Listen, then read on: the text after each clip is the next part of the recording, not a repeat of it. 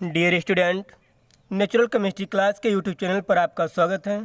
आज surface chemistry के part 2 के अंतर्गत उत्प्रेरण और उत्प्रेरक, कैटलिसिस एंड कैटलिस्ट का अध्ययन करेंगे। ठीक है, आइए आज हम जानते हैं कि उत्प्रेरण और उत्प्रेरक दो शब्द हैं। कैटलिसिस एंड कैटलिस्ट होते हैं क्या? इसके पिछले पार्ट में सरफेस केमिस्ट्री के हमने आपको एडजॉर्प्शन, अधिशोषण के बारे में बताया था। आज उसी के आगे उत्प्रेरण और उत्प्रेरक, ठीक है ना, देखेंगे।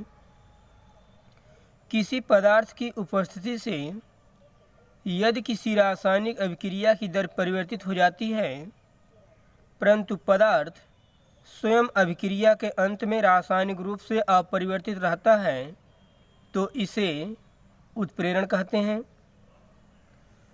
जो पदार्थ किसी रासायनिक अभिक्रिया की दर में वृद्धि कर देता है उसे उत्प्रेरक कहते हैं। ध्यान दीजिएगा, करा किसी पदार्थ की उपस्थिति से यदि किसी रासायनिक अभिक्रिया की दर परिवर्तित हो जाती है परंतु वह पदार्थ स्वयं अभिक्रिया के अंत में रासायनिक रूप से अपरिवर्तित रहता है तो इसे उत्प्रेरण कहते हैं। जो पदार्थ किसी रासायनिक अभिक्रिया की दर में वृद्धि कर देता है उसे उत्प्रेरक कहते हैं। इनका कहने का तात्पर्य है, जैसे देखें, ए अभिकारक पोटेशियम क्लोराइड, अभिकारक में MnO2 मैग्नीज डाइऑक्साइड अभिक्रिया की दर को बढ़ा देता है और प्राप्त होता है पोटेशियम क्लोराइड और ऑक्सीजन। लेकिन ये जो पदार्थ है जिस रूप में अभिकारक में प्रयोग हुआ है उसी रूप में उत्पाद में क्या होता है, प्राप्त होता है। यही कह रहा है कि वह किसी पदार्थ की उपस्थिति से यदि अभिक्रिया की दर परिवर्तित हो जाती है, इसके कारण इस अभिक्रिया की दर में वृद्धि होती है, लेकिन यह पदार्थ जिस रूप में अभिकारक में उपस्थित है उसी रूप में उत्पाद में क्या होता है, प्राप्त हो जाता है। इसके रासायनिक, इसके केमिकल कंपोजिशन में कोई परिवर्तन नहीं होता है। ये जो वर्क करता है इस रासायनिक अभिक्रिया पर, इसका कार्य करने जो क्षमता जो अभिक्रिया की दर में वृद्धि करता है वो जो प्रक्रिया होती है वो उत्प्रेरण कहलाती है। लेकिन जिस पदार्थ कारण अभिक्रिया की दर परिवर्तित हो रही है उस पदार्थ को हम उत्प्रेरक कहते हैं, है ना। तो जो पदार्थ अभिक्रिया की दर में परिवर्तन करता है वह उत्प्रेरक होगा और अभिक्रिया के जिस पदार्थ के कारण अभिक्रिया की दर परिवर्तित हो रही है वो प्रक्रिया उत्प्रेरण कहलाएगी। तो इस रासायनिक अभिक्रिया में MnO2 उत्प्रेरक है क्योंकि इसके कारण अभिक्रिया की दर परिवर्तित हो रही है। ये जो उत्प्रेरक होता है जिस रूप में अभिकारक में उपस्थित है उसी रूप में उत्पाद में क्या होता है, प्राप्त हो जाता है। इसमें इसके केमिकल कंपोजिशन में कोई परिवर्तन नहीं होता है ना।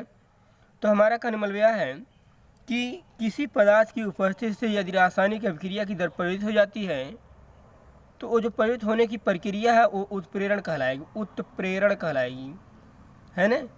और जिस पदार्थ के कारण अभिक्रिया की दर परिवर्तित होती है उस पदार्थ को कहते हैं उत्प्रेरक। तो यहाँ पर ये उत्प्रेरक होगा और इसके कारण जो अभिक्रिया की दर में परिवर्तन हो रहा है वो प्रक्रिया उत्प्रेरण कहलाएगी, ठीक है ना। यहाँ MnO2 अभिक्रिया की गति बढ़ा देता है, अतः MnO2 अभिक्रिया का उत्प्रेरक है, ठीक है ना। यहाँ पर MnO2 क्या है, अभिक्रिया का उत्प्रेरक है और जो बढ़ाने की प्रक्रिया हुई, गति जो बढ़ाने जो प्रक्रिया हुई वह उत्प्रेरण कहलाएगी, है ना। ध्यान देंगे आगे। उत्प्रेरण का वर्गीकरण, क्लासिफिकेशन ऑफ कैटलिसिस। अभिकारकों व उत्प्रेरकों की भौतिक अवस्था के आधार पर उत्प्रेरण दो प्रकार का होता है। आप इसका नोट्स बनाते रहेंगे। एक पहला है समांगी उत्प्रेरण। ध्यान देंगे, समांगी उत्प्रेरण जब उत्प्रेरक तथा अभिकारक दोनों समान प्रावस्था में होते हैं तो उत्प्रेरण समांगी उत्प्रेरण कहलाता है। इनका कहने मतलब यह है जो भौतिक अवस्था होती है ठोस, द्रव, गैस, यदि उत्प्रेरक और अभिकारक दोनों समान अवस्था में होंगे तो वह प्रक्रिया उत्प्रेरण समांगी उत्प्रेरण कहलाता है। जब उत्प्रेरक तथा अभिकारक दोनों समान प्रावस्था में होते हैं तो उत्प्रेरण समांगी उत्प्रेरण कहलाता है। ठीक है, उसी के आगे इसका एग्जाम्पल देखेंगे। जैसे यहाँ पर लिखा है सल्फर डाइऑक्साइड और ऑक्सीजन ये दोनों अभिकारक हैं और नाइट्रिक ऑक्साइड यहाँ उत्प्रेरक है। नाइट्रिक ऑक्साइड भी किस अवस्था में? गैस अवस्था में। और जो अभिकारक हैं ये भी किस अवस्था में? गैस अवस्था में। ये भी किस अवस्था में? गैस अवस्था में। इसका मतलब कि यहाँ पर जो अभिकारक हैं और जो उत्प्रेरक हैं दोनों समान अवस्थाएं हैं, दोनों की जो भौतिक अवस्थाएं हैं गैस हैं। इसका मतलब एक कौन उत्प्रेरण होगा? समांगी होगा। बनेगा सल्फर ट्राइऑक्साइड और उत्प्रेरक जिस रूप में प्रयोग हुआ उसी रूप में यहाँ पर क्या हो जाएगा? प्राप्त हो जाएगा। ठीक है ना। दूसरा विषमांगी उत्प्रेरण हेट्रोजीनियस कैटालिसिस। जब उत्प्रेरक की प्रावस्था अभिकारकों से भिन्न होती है, जब उत्प्रेरक की प्रावस्था अभिकारकों से भिन्न होती है तो उत्प्रेरणों को विषमांगी उत्प्रेरण कहते हैं। कहने मतलब यह है जैसे यहाँ पर हाइड्रोजन और ऑक्सीजन दोनों गैस अवस्था में, हाइड्रोजन और ऑक्सीजन दोनों किस अवस्था में? गैस अवस्था में। और जो इस पर उत्प्रेरक प्रयोग हो रहा है प्लेटिनम ये ठोस अवस्था में है। ये क्या है? ठोस अवस्था में है। ठीक है, तो यहाँ पर अभिकारक और उत्प्रेरक दोनों की जो भौतिक अवस्थाएं हैं वह अलग अलग हैं। अभिकारक गैस अवस्था में और जो उत्प्रेरक प्लेटिनम है वो ठोस अवस्था में है। इसका मतलब कि जब अभिकारक और उत्प्रेरक दोनों की भौतिक अवस्थाएं भिन्न होती हैं तो कौन सा उत्प्रेरक होगा? विषमांगी होगा।